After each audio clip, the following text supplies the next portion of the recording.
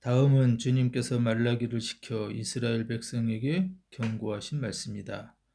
나는 너희를 사랑한다. 나 주가 말한다. 그러나 너희는 주님께서 우리를 사랑하신다는 증거가 어디 있습니까? 하고 묻는다. 에서는 야곱의 형이 아니더냐? 나 주가 말한다. 그런데도 내가 야곱은 사랑하고 에서는 미워했다.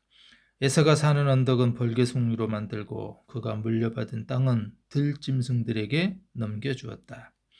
에서의 자손인 에돔이 비록 우리가 쓰러졌으나 황폐된 곳을 다시 세우겠다 하고 장담하지만 나 주가 만군의 주가 말한다. 세울 테면 세워보라고 해라. 내가 기어이 헐어버리겠다. 악한 나라 주에게 영원히 저주받은 백성이라고 불릴 것이다. 너희가 이것을 직접 보고 주님은 이스라엘 나라 밖에서도 높임을 받으신다 하고 고백할 것이다.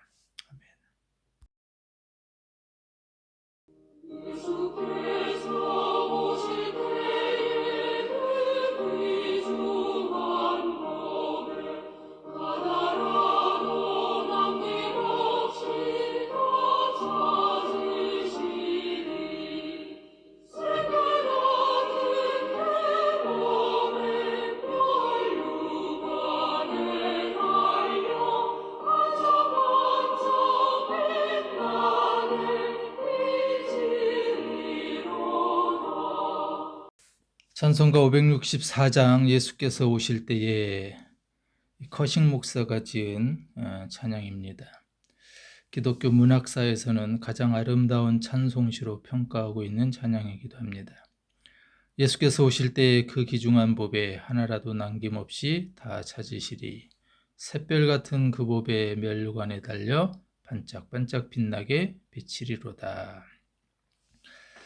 거식 목사가 말라기서 3장 17절의 말씀을 읽는 중에 영감을 얻어 지었다고 합니다. 나 만군의 주가 말한다. 내가 지정한 날에 그들은 나의 특별한 소유가 되며 사람이 효도하는 자식을 아끼듯이 내가 그들을 아끼겠다. 세번역 성경에서는 내가 지정한 날에 그들을 나의 특별한 소유로 삼을 것이다 라고 번역하고 있습니다. 이 찬송의 원래 영어 가사에 보면은 주님이 다시 오실 때에는 주께서 만드신 보석, 그 아름다운 보석들은 빛나는 면류관에 달아 새벽별같이 밝고 아름답게 빛날 것이다 라고 되어 있습니다. 후렴 첫 부분의 샛별 같은 그리고 마지막 단 처음에 반짝반짝은 악보에 보면은 가장 높은 음으로 설정되어 있습니다. 찬란히 빛나는 별을 보는 듯하게 이 곡을 작곡했다는 겁니다. 하나님을 섬기는 우리는 이 찬송의 가사처럼 보배로 번역된 반짝반짝 빛나게 될 보석들입니다. 그래서 이 찬양의 원래 제목이 주얼스로 이렇게 되어 있습니다. 말라기 선지자가 하나님의 명령을 받아 이스라엘 백성에게 전한 경고라고 시작하는 이 말라기서의 첫 말씀은 나는 너희를 사랑한다 라고 시작합니다. 찬송가의 가사처럼 샛별같이 반짝반짝 빛나는 보배와 같은 존재로 사랑한다는 말씀입니다. 우리는 하나님에게 샛별 같은 보배로운 존재, 반짝반짝 빛나는 보석 같은 사랑하는 존재라는 것을 기억해야 합니다. 이스라엘 백성들은 바벨론 포로에서 돌아와 무너진 성전과 성벽을 다시 쌓는 역사를 통해서 다 올라가 성전이 되어라 라는 하나님의 명령을 따라왔습니다. 말라기서는 바벨론 포로에서 돌아와 백성들을 인도하던 에스라, 느헤미야 그리고 성전과 성벽을 쌓아가던 중 해방꾼들 때문에 손을 놓고 있었을 때 격려하고 호소하던 학계, 스가랴 선지자의 이야기와 연결되어 있습니다. 그러나 무너진 성전의 완성과 성벽을 재건한 후에 백성들은 다시 영적 목표를 상실하고 도덕적으로 무너져 버렸습니다. 솔로몬 시대에 성전을 짓고 하나님의 놀라운 영광이 임했던 과거처럼 바벨론 포로에서 돌아와 무너진 성전을 다시 세웠을 때 새로운 번영이 있을 것을 기대했습니다. 그러나 회복된 후에 회복의 기미가 전혀 보이지 않았습니다. 그래서 백성들은 낙심하고 다시 타락하여 느헤미야서 마지막 13장에서처럼 윤리적으로는 이방 민족과의 결혼이 성행하고 11조, 안식일 등 하나님의 규례를 배역하는, 특별히 지도자였던 제사장들마저도 부패하게 됩니다. 정치적으로 주권 없는 식민지 백성들로 페르시아에 각종 세금을 바쳐야 되는 생활은 어려울 수밖에 없었습니다. 더군다나 3장 11절의 말씀에서 알 수 있듯이 나는 너희 땅의 소산물을 해로운 벌레로 먹어 없애지 못하게 하며 너희 포도들의 열매가 채 익기 전에 떨어지지 않게 하겠다. 경제적으로 계속 가뭄과 병충해, 특히 메뚜기 떼의 습격으로 논밭과 포도원은 황폐해 어려워지게 되었습니다. 종교적으로도 이사야, 학개, 스가랴 선지자 등이 예언한 영광스러운 메시아 왕국을 기대하고 있었습니다. 특히 성전을 다시 짓고 있을 때 학개 선지자에게 들었던 예언과 격려의 말씀은 큰 힘이 되었습니다. 그 옛날 찬란한 성전보다는 지금 짓는 이 성전이 더욱 찬란하게 될 것이다. 그런데 거의 100여 년이 지났음에도 눈에 달라진 것도 없고 여전히 어렵고 힘든 삶을 살아가면서 의심의 생각이 들 수밖에 없었습니다. 그러므로 백성들 중에는 경건하게 하나님을 섬기는 사람들보다 당장의 안일과 만족을 얻기 위해서 여러 가지 불의한 일에 유혹에 넘어간 사람들이 많아졌습니다. 솔로몬 성전의 영광보다 큰 하나님의 영광이 찬란하게 나타날 것인지, 성전의 회복을 통하여 삶에는 번영이 과연 찾아올 것인지 의심하기 시작했던 겁니다. 하나님의 영광을 기다리며 선하게 열심히 살아가는 사람들에게는 여전히 고통의 그림자가 덮여 있었고, 오히려 악한 사람들이 더 잘 되는 것 같아 보이는 세상에서 과연 하나님은 공의로우신지 신앙의 의심은 커질 수밖에 없었습니다. 2장 17절은 이렇게 표현하기도 합니다. 너희는 말로 나주를 괴롭혔다. 너희는 주님께서 악한 일을 하는 사람도 모두 좋게 보신다. 주님께서 오히려 그런 사람들을 더 사랑하신다 하고 말하고, 3장 14절 15절에서도 하나님을 섬기는 것은 헛된 일이다. 교만한 자가 오히려 복이 있고 악한 일을 하는 자가 번성하며 등 하나님의 공의로우심에 대해서 의심하게 되었던 겁니다. 특별히 백성들의 믿음을 올바로 지도해야 될 제사장들은 거룩한 제단을 더럽히는 죄악을 일삼았고, 신앙과 생활의 중심이 되어야 되는 성전은 죄악의 온상이 되어버렸습니다. 7절에 너희는 내 제단에 더러운 빵을 바치고 있다. 10절에서는 너희가 바치는 제물도 이제 나는 받지 않겠다. 13절에서는 너희가 훔쳤거나 쩔뚝거리거나 병든 짐승을 제물이라고 가지고 오니 내가 그것을 너희에게서 달갑게 받겠느냐. 이런 믿음의 파괴는 말라기 시대에 가정이 무너지는 필연적인 결과를 가져오기도 했습니다. 이런 배경 때문에 말라기서 안에는 주님의 눈물과 한탄이 들려오고 3장 7절 말라기서의 주제 말씀은 너희는 나에게로 돌아오라 라는 말씀이었습니다. 이제 너희는 나에게로 돌아오너라 나도 너희에게로 돌아가겠다.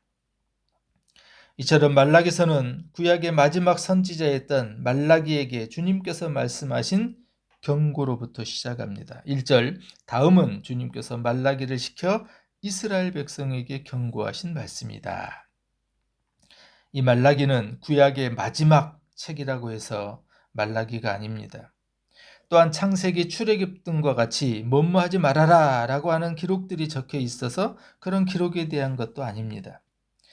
많은 목회자들이 11조를 설명할 때 말라기 본문을 인용하기 때문에 말라기의 주제를 11조로 오해하기도 하는데, 말라기는 11조에 대한 그런 말씀도 아닙니다. 나의 메신저, 나의 사자라는 뜻의 예언자 이름 말라기, 하나님의 메신저였던 이 말라기가 바벨론 포로에서 돌아와 성전과 성벽을 재건한 백성들에게 전하는 하나님의 경고의 말씀입니다. 성전은 재건되었으나 신앙은 회복되지 않고 오히려 세상의 욕심과 흐름에 따라 흘러가던 백성들에게 겉모양이 아니라 내면의 신앙의 회복을 외치며 이제 너희는 나에게로 돌아오너라. 나도 너희에게로 돌아가겠다라는 경고의 말씀이 말라기서의 내용입니다. 이 말라기서는 오늘날 우리에게도 귀담아 들어야 되는 경고입니다. 겉으로 화려하고 많은 사람들이 모이는 건물로서의 교회당만의 회복이 아니라 흔들리지 않는 절대적인 믿음, 경건한 예배와 깊은 영성, 그리고 말씀을 삶으로 살아내는 보이지 않는 교회로의 회복을 위해서 우리 역시 주님께로 돌아가야 하기 때문입니다. 이스라엘 백성들은 하나님의 경고를 받아야만 하는 상황 가운데 있었습니다. 그들은 하나님의 백성임에도 불구하고 삶은 전혀 하나님의 백성답게 살지 않았습니다. 오늘날 무늬만 그리스도인인 우리와 똑같은 모습입니다. 백성의 삶은 악했으며 하나님만을 섬기지 않고 무시하고 배신하는 죄를 범했습니다. 1장 6절에 보면은 내가 너희 주인이라고 해서 너희가 나를 두려워하기라도 하였느냐. 제사장들아, 너희가 바로 내 이름을 멸시하는 자들이다. 안타까운 것은 백성들만이 아니라 그 시대의 지도자들 모습도 마찬가지였다는 겁니다.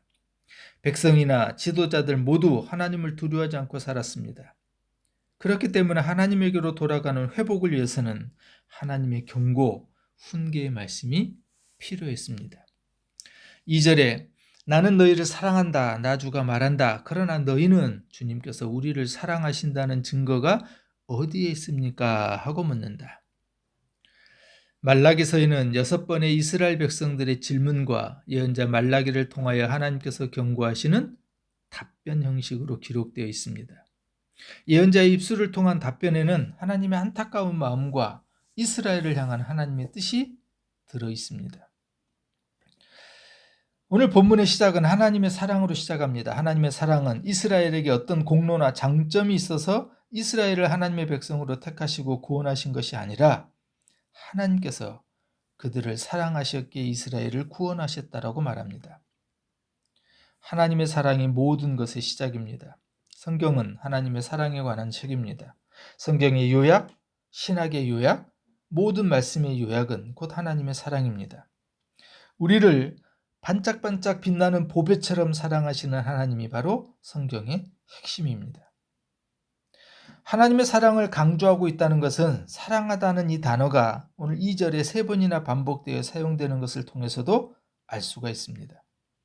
그런데 이스라엘 백성들은 내가 너희를 사랑하였다라고 하는 이 하나님의 말씀에 대해서 주님께서 어떻게 우리를 사랑했습니까? 그 증거가 뭡니까? 라고 반문합니다. 더 나아가 백성들은 하나님께서 자신들을 사랑해 주시지 않았다고 불평합니다. 믿음이 무너지는 사람에게 먼저 나타나는 증상 가운데 하나는 하나님의 사랑과 은혜를 잊어버리는 겁니다. 그래서 하나님께 감사하지 못하고 불평하는 마음이 생깁니다. 하나님의 사랑과 은혜를 놓쳐버리면 모든 것이 불만이고 불평하기 시작합니다. 좋은 것보다는 나쁜 것이 보이고 상대방도 장점보다는 단점이 먼저 눈에 들어오게 됩니다. 사람에게도 하나님에게도 불만은 쌓여갑니다. 오늘 이스라엘 백성들이 그랬습니다. 백성들은 주께서 어떻게 우리를 사랑하셨습니까? 라고 하나님께 사랑을 받지 못했다고 불평하는 겁니다. 물론 불평할 만한 이유도 있었을 겁니다. 말라기 시대의 상황은 매우 열악했습니다. 멸망한 나라에서 포로로 잡혀갔다가 다시 귀환하여 왔고 간신히 성전을 회복하고 성벽을 재건했습니다. 그들은 성전만 다시 지으면 솔로몬 시대처럼 큰 영광이 저절로 임할 것으로 생각했습니다. 선지자도 그렇게 예언해줬고 또 그 기대 가운데 백성들은 살아왔습니다. 그러나 성전이 완성되었지만 그들의 상황이 나아진 것은 없었습니다. 유다는 계속해서 이방 민족인 페르시아의 속국으로 비참하게 살아가야만 했습니다. 그래서 백성들은 하나님이 자신들을 사랑하지 않았다고, 사랑하지 않고 있다고 불평했던 겁니다. 하나님이 선택한 이스라엘 백성들은 근근히 먹고 사는 것에 벅찬데 페르시아에 세금까지 내야 되는 상황은 더욱더 힘들었을 겁니다. 이렇게 비교해 보니까 하나님이 사랑하는 것이 아닌 여전히 하나님으로부터 외면받는 것 같은 불평이 그들 가운데 시작된 겁니다. 우리가 사람과 세상과 비교하게 될 때 감사는 사라지고 불평하게 된다는 것을 우리도 쉽게 알 수가 있습니다. 2절 하반절부터 3절에 이렇게 말씀합니다. 에서는 야곱의 형이 아니더냐 나 주가 말한다. 그런데도 내가 야곱은 사랑하고 에서는 미워했다. 에서가 사는 언덕은 벌거숭이로 만들고 그가 물려받은 땅은 들짐승들에게 넘겨주었다. 감사하기보다는 불평하며 언제 우리를 사랑했습니까? 라는 백성들에게 하나님께서는 과거에 그들에게 베푸신 사랑에 대해서 말씀합니다. 에서는 야곱의 형이 아니냐? 내가 야곱은 사랑하고 에서는 미워했다. 하나님께서 야곱과 에서 때부터 그들을 어떻게 사랑하셨는지를 말씀하는 겁니다. 야곱과 에서는 이스라엘과 에돔의 조상입니다. 야곱과 에서는 이삭과 리브가 사이에서 태어난 쌍둥이 형제입니다. 하나님께서는 야곱이 태어날 때부터 야곱을 선택해 주셨습니다. 그들이 태 가운데 있을 때 그렇게 말씀해 주셨던 겁니다. 하나님은 야곱을 태중에서부터 선택합니다. 근데 하나님께서 야곱 즉 이스라엘을 택한 것은 그들이 하나님께 어떤 선한 행동을 했기 때문이 아니었습니다. 그들이 하나님의 계명을 잘 지켰기 때문도 아니었습니다. 그들에게 하나님께 선택함을 받을 만한 어떤 자격이 있었던 것도 아닙니다. 하나님께서는 단지 이스라엘 즉 야곱을 사랑하셔서 그를 선택했던 겁니다. 하나님께서 이스라엘을 선택하신 것은 그 근거가 이스라엘에게 있는 것이 아니라 하나님에게 있습니다. 하나님의 사랑으로 이스라엘이 선택된 겁니다. 이것이 하나님의 사랑입니다. 이 세상에 많은 민족이 있음에도 불구하고 아무 자격도 없는 그들을 하나님의 백성으로 삼아주셨고 그들을 구원해 주셨습니다. 이렇게 하나님의 사랑을 받았는데도 이스라엘은 사랑을 받지 않았다고 말했던 겁니다. 하나님이 미워한 에서에 대해서 3절은 이렇게 설명합니다. 에서는 미워했다. 에서가 사는 언덕은 벌거숭이로 만들고 그가 물려받은 땅은 들짐승들에게 넘겨주었다. 에서를 미워하셨다고 하는데 이 미워하심은 감정적인 미움이 아닙니다. 선택하지 않은 것을 말씀하는 겁니다. 열악한 상황 때문에 하나님께서 사랑하지 않는 것 같다고 고백했던 백성들에게 말라기는 하나님께서 구원해 주셨고 그리고 그 큰 구원의 사랑을 기억하라고 외치는 겁니다. 말라기서는 그래서 백성들에게 대한 경고 훈계입니다. 여기에서 이 경고 훈계에 사용되는 히브리어 단어는 부담 또는 짐이라는 그런 의미의 단어가 사용되어 있습니다. 말라기는 이스라엘 백성들이 감사하지 못하고 하나님의 사랑을 알지 못하는 것을 보고 영적인 부담을 느꼈습니다. 하나님의 사랑을 알지 못하고 그 사랑을 경험하지 못하고 살아가는 사람들에게 하나님의 사랑을 전하는 것이 말라기의 부담이었습니다. 예수님께서는 십자가를 지시기 전에 예루살렘 성에 올라가서 예루살렘의 멸망을 바라보며 예루살렘아 예루살렘 하고 우십니다. 예루살렘의 죄악으로 인해 멸망당할 것에 대한 부담감, 안타까움이 예수님에게 있었습니다. 사랑하는 예루살렘이 심판받을 것에 대한 부담 때문이었습니다. 사도 바울도 아덴에서 우상을 숭배하는 사람들을 보고 마음의 부담감을 느꼈습니다. 살아계신 하나님을 믿지 아니하고 이럴 수 있느냐라고 하는 마음의 부담감입니다. 그래서 바울은 복음에 미쳐 십자가의 사랑의 복음을 전합니다.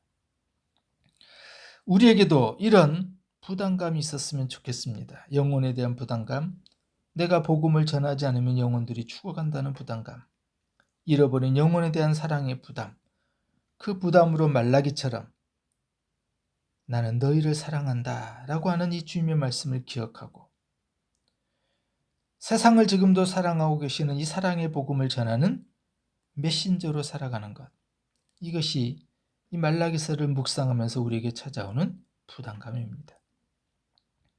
나는 너희를 사랑한다. 우리를 반짝반짝 빛나는 보석, 보배처럼 사랑하시는 이 하나님의 사랑을 기억하며 그 사랑의 복음을 전하는 메신저로 살아가는 우리 모두가 되기를 소원합니다.